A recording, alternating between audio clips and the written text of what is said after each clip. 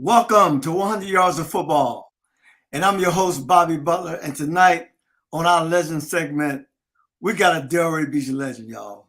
I'm telling you, the tradition in Delray is thick and it's long, y'all. I'm telling y'all. But this guy here was a true baller. Hey, Fashaw, welcome to the show, buddy. Welcome. Yeah, man. Glad to be here. I see the show a lot. Man, well, it's good to see you, man. Hey, listen, one thing I've been telling people for a long time, I say, you know what? We got so much tradition in Delray, and we have so many people to talk to, right?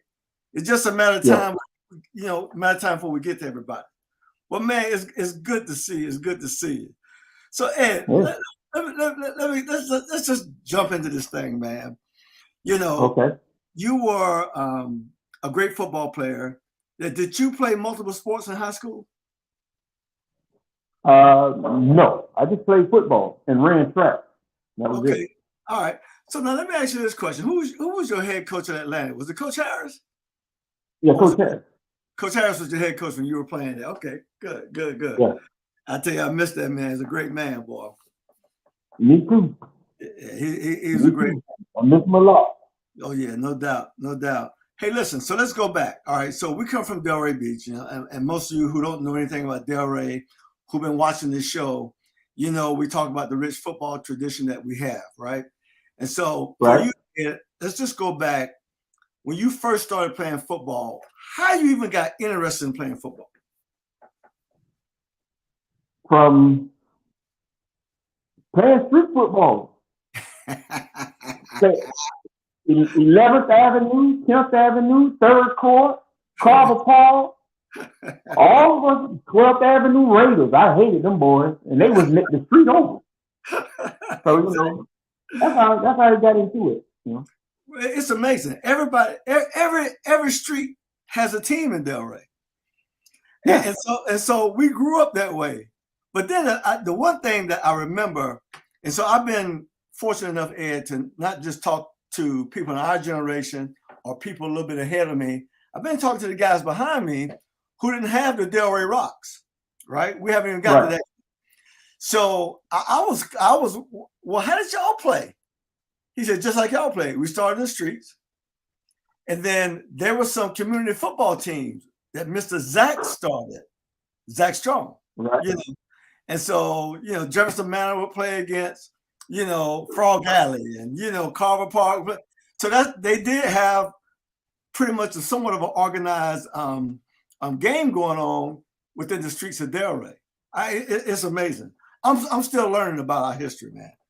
So you started playing street ball, and then what was your evolution from that point? You played street ball. When did you play organized ball for the first time? Delray Rocks. Delray Rocks. How old were you? I was 8. 8 years old. And you played for what, 75? 85. 85. Bump Mitchell. Yeah, well, actually it was Tom Smith, the big tall guy, Tom Smith. He started. I played under him my first year. Okay. And in my second year, I played under Benny. Benny and Kevin. 105. You were Benny for 105, right? Okay. All right. And when I played after that, then I played for Coach Mitchell. Well, it's amazing, right? Because when I played, I'm a lot older than you. So when I played, Bump was the 80-pound coach. Right. And Bill Smith, the guy who founded the Delray Rocks, coached the 130. So I played for Bill Smith when I played 130. The last year I played the Rocks, I played with him. So let me ask you this now. Growing up in the Rock program, I just want you to just mention a few of the great players that you played with in the my God. Let's see. When I was coming along, there was the older guys that was up there before me. When I was on the 80-pound, they was on a heavier team. Was like Boss Man, Kevin Dean, them Quince boys. Oh yeah, Harvey. Quince. Oh, yeah, Harvey Quince, all of them. Yeah, and me starting out as a running back, my favorite person I used to love to see run was that Quince boy. Mm-hmm. Harvey. And he was special. He was special. He was special. Man, that dude, that boy, he was something else. He was special. He was something. And he would laugh at you when you run past him. I was like, well, why are you laughing? Because I know you can. I love it. That's what drew me into him, you know. Absolutely. Absolutely. And I was brother watch that him and Kevin Dean and all of them. Man, them guys they were thoroughbred. So, and, you know, I talk a lot about football, of course, right? And so I do another show on Wednesdays, and it's not about, you know, Delray or about, you know, Pop Warner. It's more so like college and pro ball, right? And so one of the things I tell people all the time, I say in football, you know, to be a winning team, you got to win up front on both sides of the ball. If you can win up front on both sides of the ball, you're going to win. And I always say this, and it's apparent from where we come from. Running back and wide receiver are a dime a dozen. Yeah. There's so many guys who can run the football, man. Think about it. I mean, you just mentioned a handful, right? And so you go in my generation, it don't make sense. So when I played with the Rocks, the guys who played with me was Van Williams and Bernard Parker. Okay. Right. And then as we grew up, Tim Butts came out. He was in my class. He was special with the ball. And then right behind me, you had the Magic Man, Greg Fashaw. Yeah. Right? Greg Fashaw had juice. Right. Yeah. And we can go on and on with that story, you know, of guys who, and now when we talk about the Delray Rocks, I don't care. And I haven't seen them all play, Ed. I haven't seen them all play. Right. But if I had to put a face on the Delray Rocks and say, this guy right here, he's Delray Rock. He's Mr. Delray Rock. That's Snake Robinson. And I don't know if you ever saw Snake. Yeah. Oh, yeah. Listen. Yeah. Snake coached my boy. Did he really? At the Delray Rock. Bro, unbelievable. I've seen a lot of things, but I ain't never seen nobody like Snake Robinson run that ball for the Delray Rocks. Nobody. Yeah. And I'm talking about, and we've had some dudes now. You know. Yeah. So when we talk about that, and it's apparent, and people who know where we're from, they understand, and people from Delray who's listened to the show, they understand more than anybody. Right. We got so many great ball players from the city of Delray Beach. Right.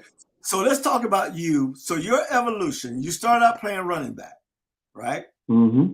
And then how did it go for you from that point on? Because when you got in high school, you didn't play running back no more, right? No. Well, actually, when I left the Delray Rock, I was actually playing both sides of the ball. I was a running back, and I played defensive back, and I returned kicks. Okay, wow. Okay, good. So when I got to high school, David Hill, Coach Smith, they all coached me for JV, and it was Johnny Peel, me, Johnny Floyd, Tony Dobar, Charles Williams, Joseph Mitchell. All of us played JV ball. Leon Williams, Keith Ellis, Tommy Hunter, and we had Nick Santiago. And I mean, it just went on from there as far as my evolution into football. Right. Because I played with all those guys, and then all those guys that I just named, all their brothers played varsity before they even got there. Before they got there, exactly, right. So it was like we was carrying on from what they left us. Absolutely. Well, you know, man. there's a lot of people standing on each other's shoulders from Delray. Yep. I mean, it's just that link, right? So when I start talking about the guys who I saw as a kid play, you know, a lot of guys didn't see them play. I know you probably never saw Anthony Penn play. You probably never saw Greg Dobson play, right? But when I think about the game, bro, it don't get no more beautiful than that, right? And Barry Hill play, you know, Charles Cornelius play, you know, and so those guys were ahead of me, you know, and I'm looking up, right? And I'm looking up, Ed, but I tell you, a few things helped me. You know, the rock program was really good for me because I got a chance to play. I sat the bench for the Rocks when I was in the 8th grade. And you probably heard me share the story. But I was trying to find a way to get on the field because I know I wasn't no bench rider, but I was on the bench. Right. And at that age, I wasn't happy with it. I'm just going to tell you right now. And, you know, everybody so used to seeing me smile all the time. I wasn't smiling at nobody. You know, I wanted to play. And so Red Odom, he said, Bobby, I need you to help on defense. I said, Coach, I ain't no defensive player. Just give me the ball. Just give me the ball. You know what I do? And so he'll shake his head, walk away. The next night, Bobby, I need you to help on defense. Coach, I don't do that.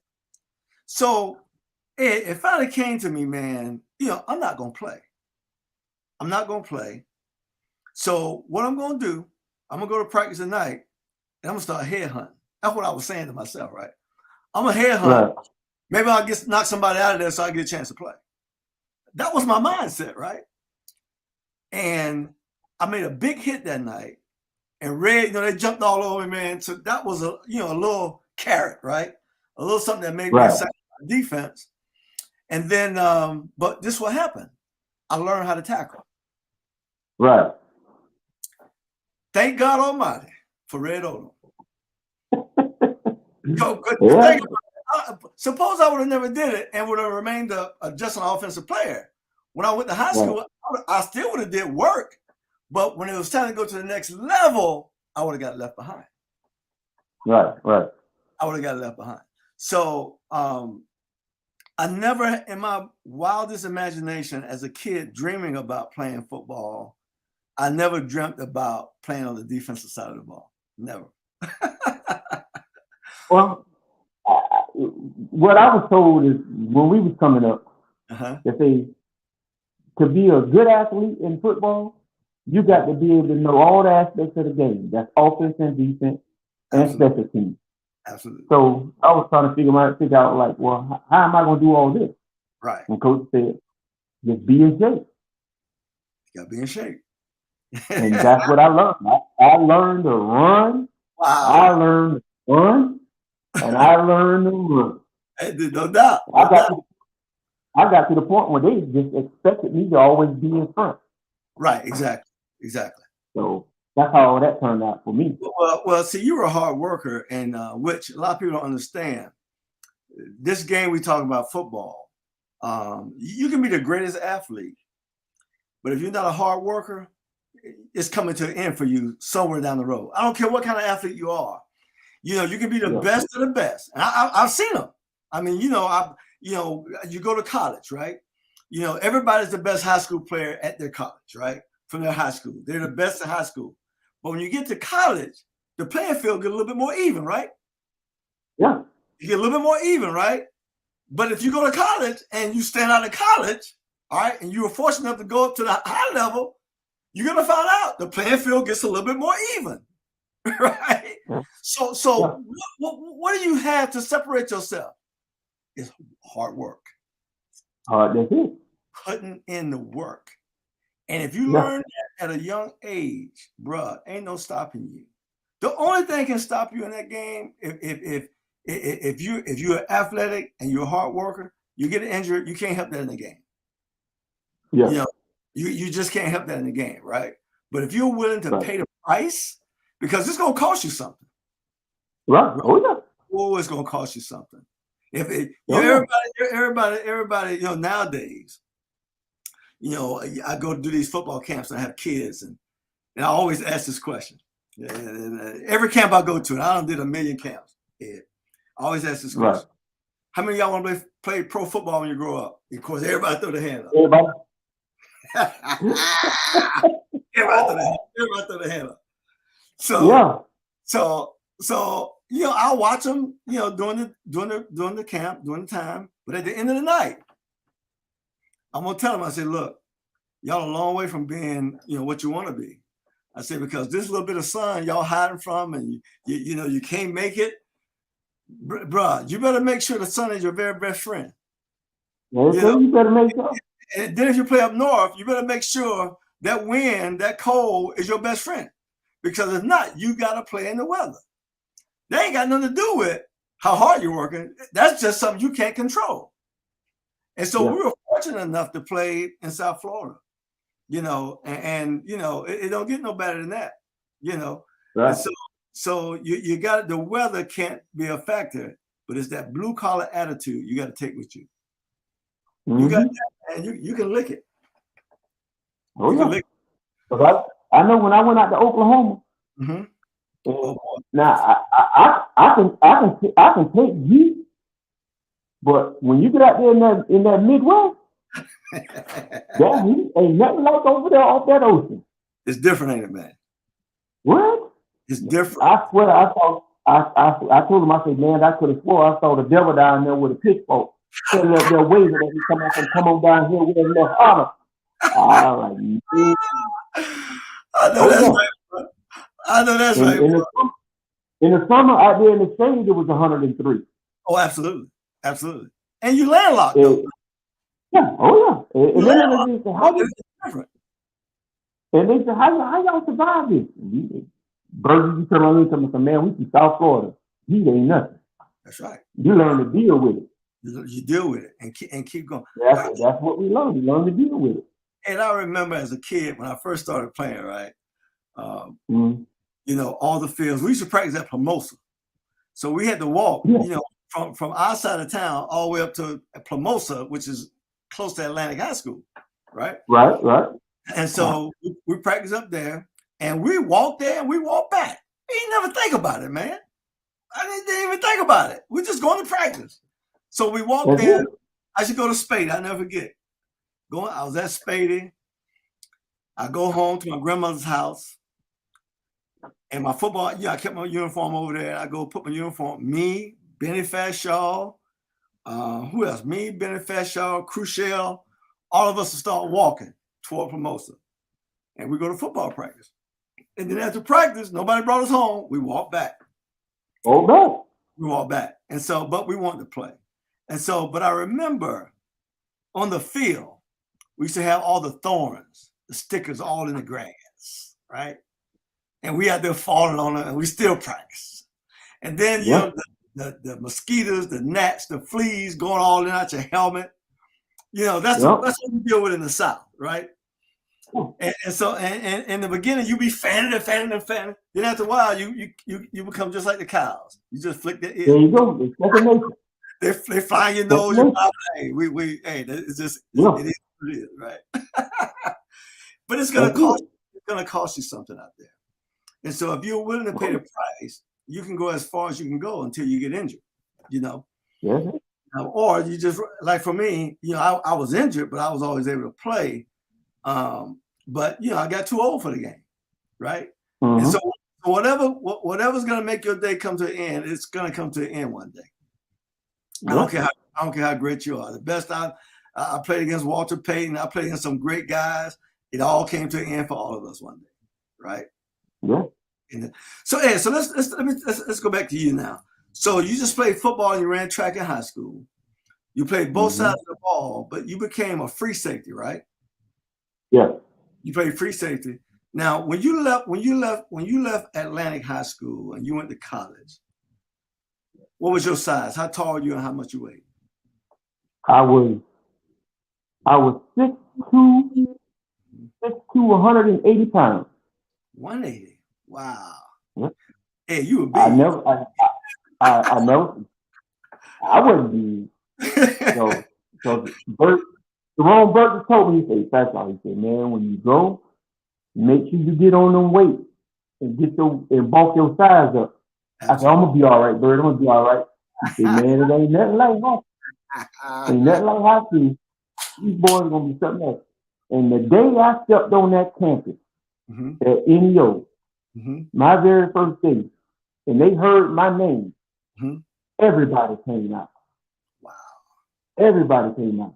Because they wanted to see who this South Florida boy was that was coming here to change the defense. Absolutely. And Absolutely. I never forget it. The first day in pad, you know how they do the gauntlet, right? Robert Parker. Robert Parker was 6'3", 220. Wow. And he was cut like a knife. And you had the running back, the quarterback, and the center. You had the defensive nose, you had the nose man, and the linebacker, and then you had the safety behind him. Right. And you had to stop him before he got to that goal line. Well, this dude hit me so hard, knocked me out. Knocked me out. All I can remember is Jerome Burton and my position coach calling my name. Fashaw. I opened my eyes. I looked and I said, yo, where we at? Bird looked at me, he shook his head and started laughing. He said, welcome to college football. Welcome to college. I jumped up. He said, now come on, let's do this again, and then let's show them what he made of us. Show us what we made of from South Florida. Absolutely. Boy, it was on the property end. Absolutely. Yeah. Well, you know, it's amazing. People got to get it, right? So most people won't sign up for that. No. Or most people, let me say it this way, most people can't take that little small failure. But it's practice. And when you go from college to high school to college, bruh, you're gonna have an experience now. You're gonna have somewhere. You know, when you get to that next level, hey, somebody gonna catch you, right? Oh yeah. I got caught. I did well my first 2 weeks in camp my freshman year. Matter of fact, I was making noise. But the first game, Ed, we played Southern Mississippi over in Hattiesburg. We had the game wrapped up, but it was at the end of the game. And I'm running to the ball. Now, you remember now. You might not remember, but I only weighed 145 pounds when I was a freshman at Florida State. 145. Yeah, I know how much. All right. So I run into the ball, and I get to the ball. The runner was down, and I was standing around the pile. Offensive lineman came and drilled me in the side of my head. And I went out like a light. Bam. Now, Coach Harden was one of the assistant coaches on that team. You remember Steve Harden? Right. Yeah, from Delray. Yeah. He was coaching up there at Florida State at the time. And they came and got me. He started laughing. Boy, you need to get your little sweep behind. But you need, one of the things I could say, and Jerome told you right, especially when you go to that next level, the one thing you got to do, your skill set, they already pick you. They want you because of your skill set. Yeah. But now we got to man up, right? We got to get more physical. Yeah. And the way you do that, you got to spend time in that weight room. You got to spend time in that weight room. And see, I was always a offensive player. So my mindset was a little different when I first went to school, even though I wasn't going to play offense no more. You know, when you play offense, I know for me, I always had a smile on my face. I'm like, I'm finna do y'all, man. I'm finna do y'all. I'm finna even run something. I'm finna throw something. I'm gonna do y'all, right? And it was just, I can't explain it. For me, I was always happy, right? Yeah. So I go to college and I'm playing defense all the time. My whole mindset changed because now I'm on the hunt all the time, right? Yeah. I'm on the hunt. I'm tackling. This is dirty business. I'm not a white collar football player no more. I learned that. There you go. Blue collar. I was blue collar. So remember, I go from Atlantic High School. You know, I go from Atlantic High School wearing the red jersey in practice. I'm the quarterback. Nobody hit me. Mm-hmm. I go to Florida State the first week, bruh, and I'm out there laying out, diving for the block kicks, fall on my face first in the ground, bam, stuff like that. I became blue collar overnight. And I remember having a moment. I remember having a moment with my coach, because I thought, because you know, in high school, I returned them punts. You couldn't stop me. If you kick it to me, I'm gone. I'm gone. So I was in high school. When I, to me, it's over. It's over. So I go to college thinking, hey, I'm gonna return punts because they ain't got nobody better than me. Now we had 2 seniors back there. Both of them were really fast. One of them, my boy, Bobby Jackson, he had a hamstring issue. So I'm like, he hurt. And watch the other guy, he was a straight line guy. But I could break him down. So I knew I was gonna get the job. So one day I'm going over to shag punts. And my coach met me halfway. He said, Bobby, I'm gonna tell you right now, I ain't gonna let no freshman return punts from me. He said, so you can take your blankety blank, your little blankety blank down the other side of the field. You can go learn how to block kicks.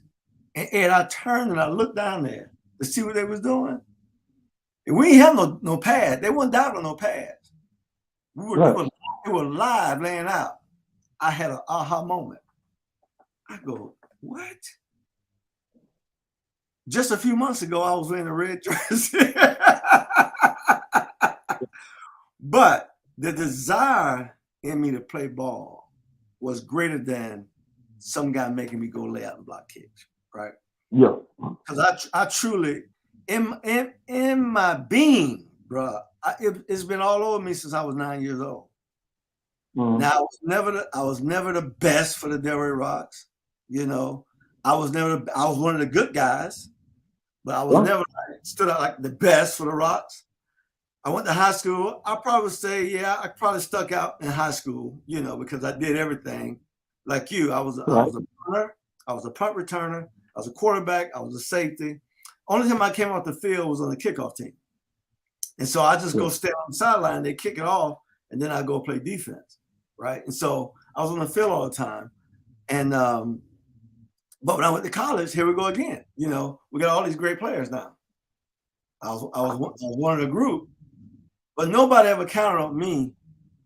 If somebody from Delray would watch every play I played all the way through high school, and we'll be up in the stands and say, all right, now, one of them guys down there gonna be All-American college, he's gonna play pro ball for 12 years, right?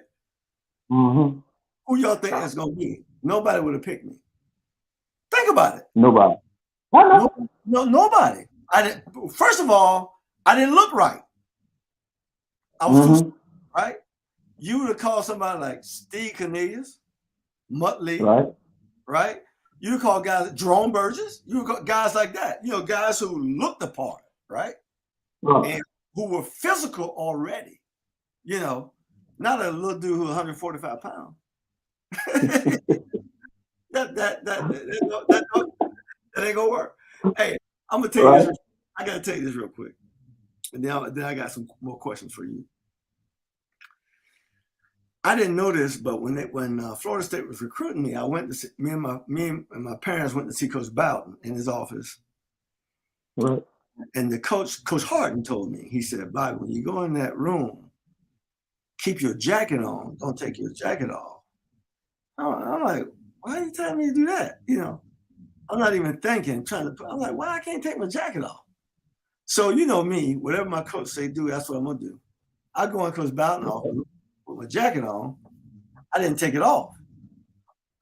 All right. So I found out later they didn't want him to see how small I was. Right.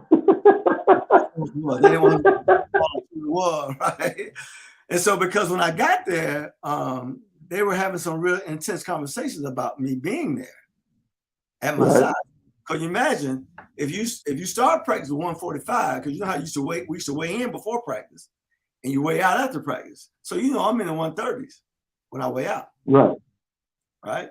And we talking about Division I football, man. You know. But I went up there and made noise and ended up, you know, playing as a freshman. So, you know, it don't get no better than that.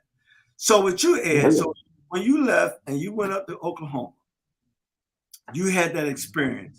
How did you come back? And how did your college career go? Well, when I went up there, sure enough, I had a lot of players that I played with and against that went to the NFL. Right. I mean, coming there as a defensive back and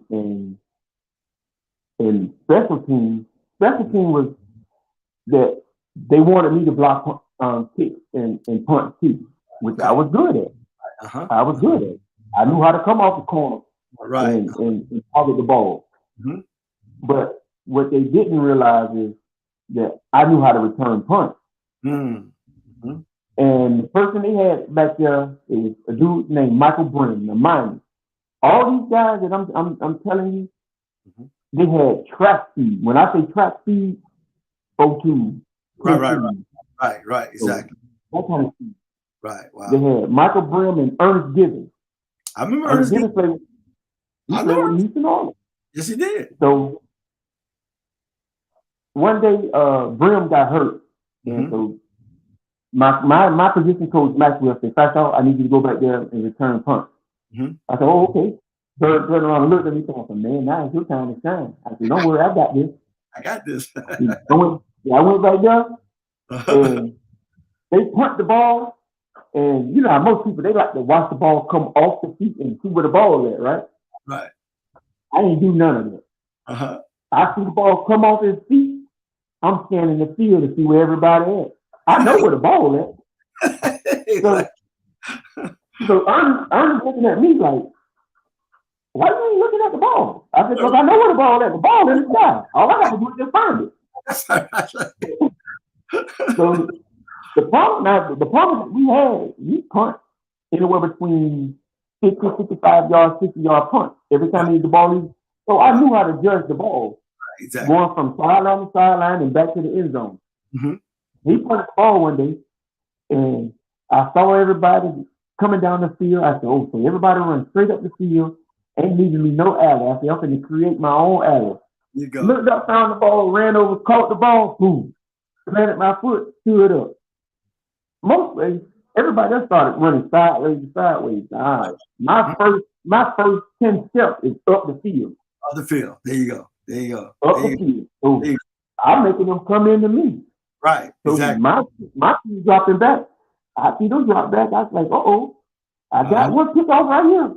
Boom. I give them that foot, take it away. When I take it away, they laying them out. Love it. I hit the sideline, I'm gone. Now mind you, all the people that I'm just telling got all these track speed. I didn't have speed like that. I came out of high speed running. Right. 4.45. Right. And I'm running up the sideline. And they think they can catch me. Man, I look at the boys and start laughing. Thinking of how to quit. Right. I'm out of here. Once you get out there, and ain't nobody gonna catch you, don't let them catch you, because if you do, you're gonna get panicked. Oh yeah. I was like, that's how I became, returning punt from me and Ernest Givens. Wow. And we double team them going out there to them schools, and we do fake returns and all that other stuff. And we going up the road. Man, that's awesome, man. That's awesome. It went on from there. Wow. It went on from there. As a matter of fact, after Ernest left, he left his first year there, because he left and went to Louisville. Right. So that left me back there by myself. So Coach Maxwell asked me, he said, "Well, you think you can handle it?" "No problem, Coach. I got it." And I average every punt return. I average 55 yards or more on a return. Wow, that's powerful, bro. That's powerful right there, man. Bro, you don't get no better than that. That's putting it in the end zone a lot too. Oh yeah. And at that point, when I came back from my second year, Tim Brown, who played with Notre Dame. Oh yeah, absolutely. Lou Holt. Had called to the school and asked Coach Wolf, what is this guy doing that makes him that good return? He said, "That's something you gotta ask me, because I'm still trying to figure it out myself." I love it, bro. I love it. Hey, that's man. But you know, Ed, there's a book that was written by this guy. I think his name is Malcolm somebody. The book is called Outliers. I read the book years and years ago. And it's a book, it's like a self-help book on how to be successful, right? And it's talking about, and he interviewed and talked to people from all walks of life, business owners, athletes, musicians. He had the Beatles in his office. He interviewed them. And when he put all of his information together, he came up with this theory that if you want to be great at something, you got to put 10,000 hours in, right? It's going to take you, if you're going to be great, 10,000 hours. You got to get 10,000 hours, right? And so when I think about us, where we come from, the time we put on the field in the streets, the time we put on the field playing for the Delray Rocks at a very young age, the time we put on the field at the high school, bro, we got so many hours of playing football.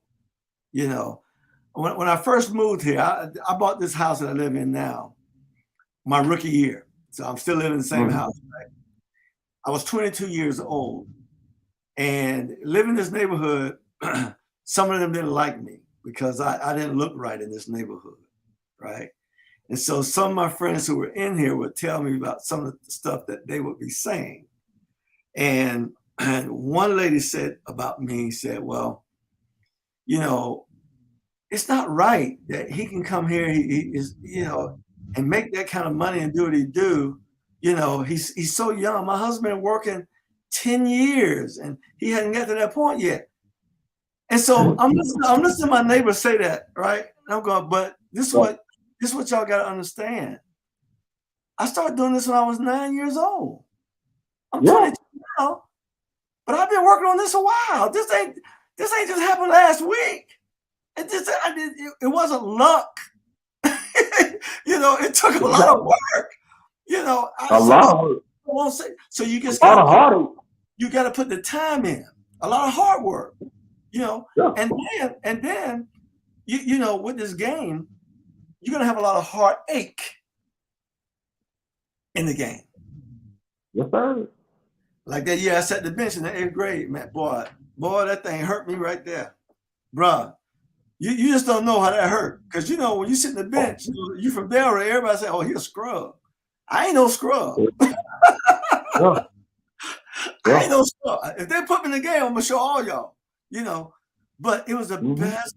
It was the best time of my life. And I didn't know that because I learned a skill that I needed, that I was going to need, you know, for the rest of my football career, right? And that was tackling people, right? So I'm always amazed at that. So Ed, so you went to college. You had a pretty successful college career, right? Yeah. So when did you decide that your football playing days would be over? When I could no longer perform at the level that I know I could, which it did come to an end you know, at some point. But when I played my first 2 years at NEO, then I left there and went to Southern Illinois, right, at Carbondale, and it's there where I, you know, was trying to reinvent myself as people, because I know, look, not junior college no more. We finna go play big time ball. Ball, you know. Yeah. So, you know, I played with a lot of guys, you know, from junior college coming to Southern Illinois, and some of the guys that I played with, they couldn't hold a candle to a lot of the guys I played with in junior college. Exactly. And I'm sitting there scratching my head. I'm like, wait, hold on, now, something ain't right here. You know, I said, but they just step back. I said, you got to think about it. A lot of these guys that you played with at junior college, they were Division I players. Exactly. You know? Exactly. They were Division I players, and they proved it by going to universities and where I'm going now. Right. Exactly. I tried to go to Oklahoma State when Jimmy Johnson was there. Okay. All right. Jimmy Johnson told me that he didn't like my swagger. What? I said, well, hold on now. because I'm from South Florida. Alexander said, now ain't that the pot calling the kettle black? You left Oklahoma State and went down with Swagger. And coach everybody from Liberty City. That's crazy. That's crazy. Go figure. I was like, well, it is what it is. You know, I was like, hey, just keep it moving. Go do something. Don't let him ruin your career. Absolutely. So I ended up going to Southern, and I had a pretty good, career. So I wasn't gonna complain about nothing. Right. I'm gonna go do what I do, right. And went there and set a lot of records, broke a lot of records. Exactly. Well, see, at the end of the day, that's what it's all about to me. When you got passion for this thing that you love, yeah. Jimmy Johnson, I don't care what he said, he couldn't stop that. No. The year I set that bench for the Rocks, because I wasn't gonna quit. I'm trying to figure out how we're gonna quit. It wasn't in me to quit. It wasn't in me to quit. I'm trying to find a way to get on the field. Now you got some guys that would quit. I can't. I'm not gonna sit. I'm every night I went to practice trying to prove them wrong, and that was the best thing I did because it taught me something. Me something. First of all, Bump Mitchell, when I played for Bump on the 80 pound, I learned something right away from him. This is the first real lesson I learned in the game of football. I learned from Bump Mitchell. This ain't about you. Hey, listen. So me, Van, it was 4 of us. All right, I want you to hear this now. You get a ball to any one of these 4, and you're gonna hear that little bell out there. They're gone, right? You get the Van, you're gonna hear that bell. You get the Bernard Parker, you're gonna hear that bell. Yeah. You get that ball to me, you're gonna hear that bell. You get that ball to P Nanny. You remember P Nanny? You remember P Nanny, right? Yeah. You're gonna hear that bell, right? But even with all that, I was leading the team in scoring touchdowns and rushing, right? And so it came to the point where I'm in practice one day, and Bump got me blocking, and I ain't blocking. I ain't blocking it. So Bump blew the whistle. Okay, Bobby, come stand up here by me. He told the offense, y'all go get in the huddle. Y'all go get in the huddle. He looked at the defense. He said, now, y'all, I'm going to blow the whistle. And Bobby going to run, and I want all 11 of y'all to hit him. And he looked at me. He said, and you better not fall down. He blow the whistle, Ed. I go in there, all of them, just jumping all of them. He said, again. He give me the ball again, all 11 of them jumping. And then he said again, the 3rd time, I get up. I'm crying, right? He said, you ready to block now? I said, yes, sir. Yes, sir, I'm ready. This game is a team game. And it's not about the individual. I learned that day. Yeah. All right, whatever I'm supposed to do, if I ain't got the ball, I got to do my job. And so in this game, that was one of Coach Mitchell. That was one of his favorite things. It ain't about you. It ain't about you. It ain't about you out here. Because you think about all the players. You mentioned all the players you played with, bro. I can't mention. I just told you about the guys on my group, my age group, because the Rocks will always see the guys 1 year ahead of you somewhere, and then the guys 1 year, right? And so, Doug Parker was running the ball for the 130. When I got to the 105, Doug Parker and Vince Strong and Alvin Price was running the ball. Right. Bruh, it don't get no better than that. It don't get no better than that. No. And so we would scrimmage them all the time, getting our head smashed in, right?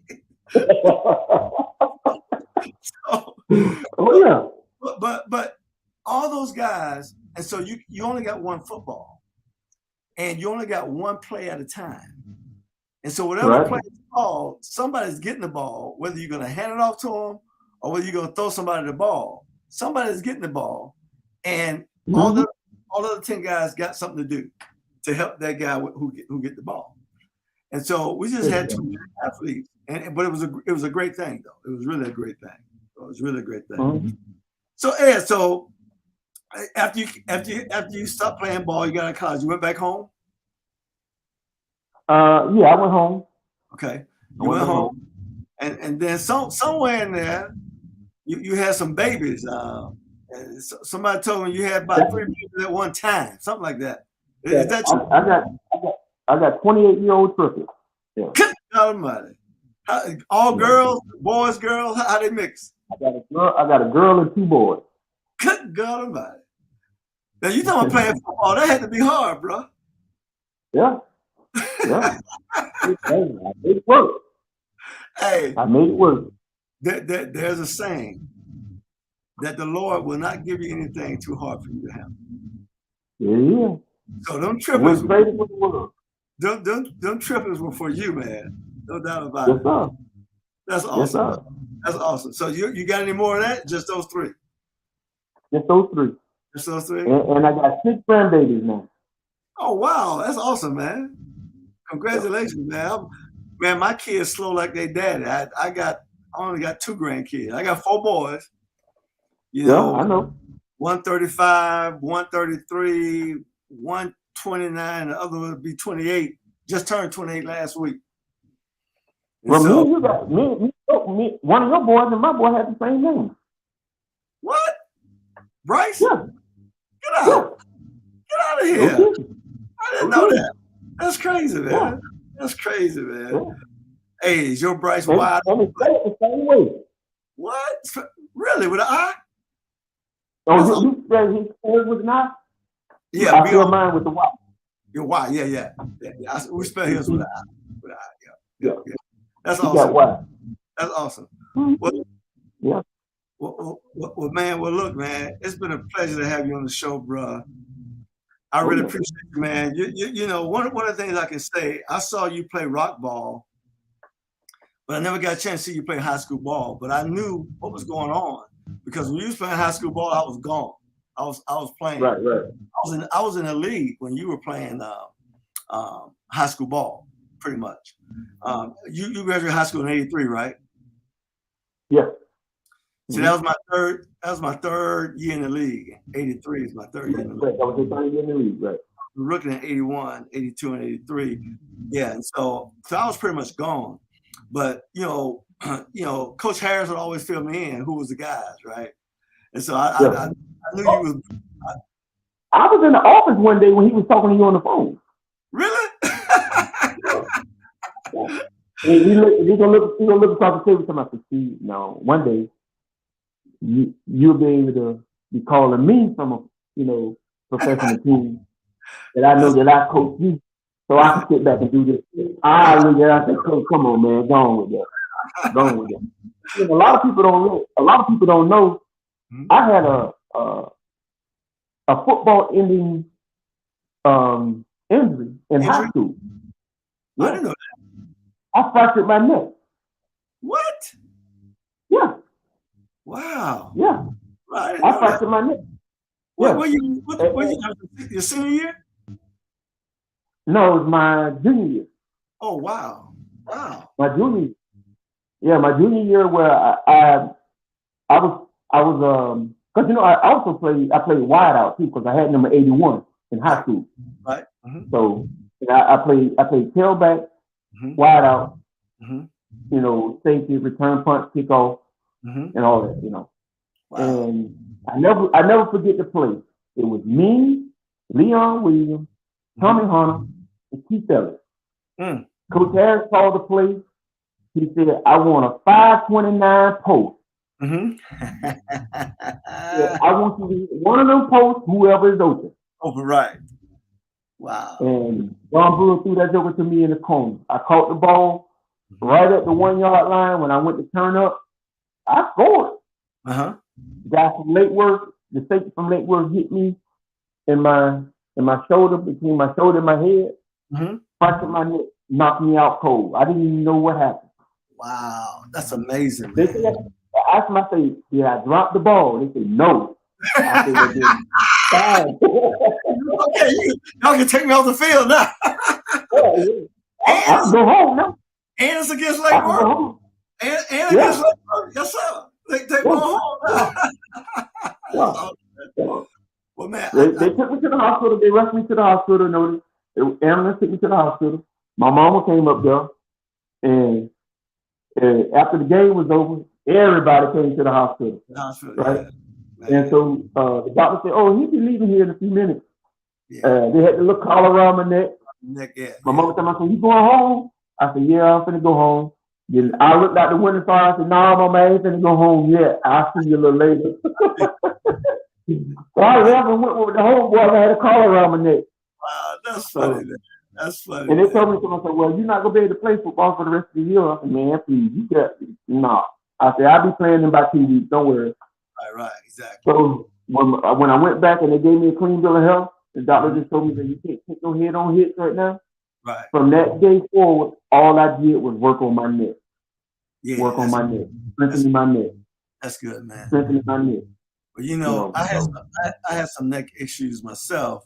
I never broke my neck when I was playing, but my first thing that happened in college, I got pinched a nerve, right. pinched a nerve, and then from that, things just started happening with my neck. But Ed, in our time, we were all programmed to play with pain. We were all programmed not to tell the trainer everything, and so. Because the best player is one that's available, and so you got to be out there. And so I played with a lot of injuries. It got to the point when I got in the league, my second year, Ed, I tore the labrum, ripped it in half in my left shoulder. Ooh. And so you know how it is that labrum hold that thing up, right? So my shoulder would come out of joint all the time, and so I couldn't wrap up no more. So only thing I can do, depending on how the ball came, I use one arm, or I was throwing my bodies in something because I couldn't use my left arm no more, right? Right. That went on. I played 10 years like that, and never had nothing done to it. Never had surgery. So my neck was jacked up, my shoulder was jacked up, and when you get closer to the end as you age, it's worse, right? Right. So when I left the game, to be honest with you, I thought I had escaped. But I left the game in 1993. And then when in 2005, I woke up one morning and I couldn't raise my arm. It was so high. And it was painful. Right. So make a long story short, I had to get that shoulder replaced. So my left shoulder artificial, the whole shoulder. And then I had to get my neck fused. C4, 5, 6, and 7. All of those fused. So, but knowing what I know now about the great game of love, if I got a chance to play right now, I'm 63, they call me, I show up. Now, Ed, I don't know what's gonna happen, but I'll show up.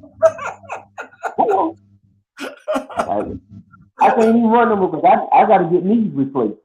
I got to get my knees replaced. Oh wow, that's crazy, man. Yeah, I'm going in February. Supposed to be in February. I'm supposed to get my left knee redone. So you gonna do one at a time, or you gonna do both at the same time? One at a time.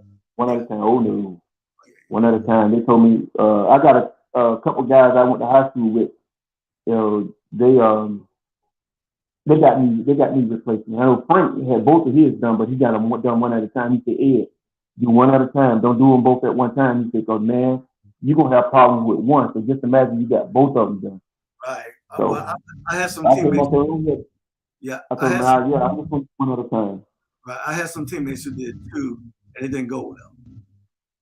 It didn't go well. One of them almost lost his life in a knee replacement surgery. Right. So anyway, yeah. So look, man. Hey, man, bless you so much, man. Thank you for coming on with us, man. Hey, ladies and gentlemen, do you like this? That's our show tonight. This is 100 Yards of Football. Our legend segment, the legend Edward Fashaw for the great Delray Beach, Florida. Peace. Oh, yeah.